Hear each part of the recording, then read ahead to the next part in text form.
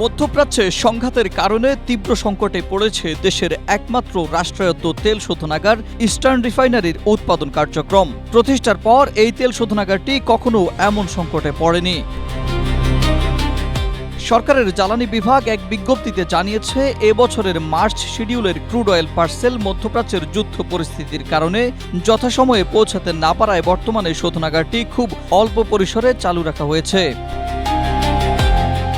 বাস্তবতা হলো, রিফাইনারির ট্যাঙ্কের তলানিতে থাকা জরুরি মজুদ ব্যবহার করে কোনোভাবে দুটি ইউনিটকে চালু রাখা হয়েছে, আর দুটি ইউনিটের উৎপাদন বন্ধ রেখে রক্ষণাবেক্ষণে পাঠানো হয়েছে। এখন প্রশ্ন হচ্ছে, তাহলে ইস্টার্ন রিফাইনারির ভবিষ্যৎ কি? এটি আবার কবে থেকে স্বাভাবিক উৎপাদনে ফিরবে?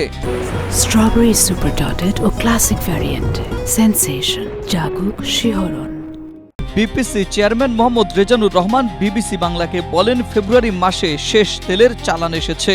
যুদ্ধের কারণে মার্চের পর থেকে আমদানি জটিলতায় এমন পরিস্থিতি তৈরি হয়েছে। মার্চ ও এপ্রিল মাসে দুটো চালান ছিল 1 লাখ টন করে, এবং সেটা শিডিউল অনুযায়ী লোড করে অপেক্ষা করছে। জাহাজ প্রস্তুত রয়েছে, সুযোগ পেলেই চলে আসবে। তিনি আরও বলেন, এপ্রিলের 20 থেকে 22 তারিখের যে চালান ছিল সেটা টাইমলি রওনা দেবে। আশা করা যায় মে মাসের প্রথম সপ্তাহে এসে পৌঁছাবে। এরপর রিফাইনারি আবার পুরোদমে সচল হবে।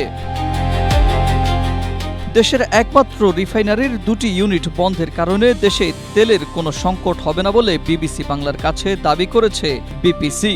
পরিশোধিত তেলের ঘাটতি পূরণ করতে অতিরিক্ত ডিজেল ও অকটেন আমদানি এবং মজুত করা হয়েছে বলেও জানিয়েছে প্রতিষ্ঠানটি। Ahmed Imtiaz, Asia post.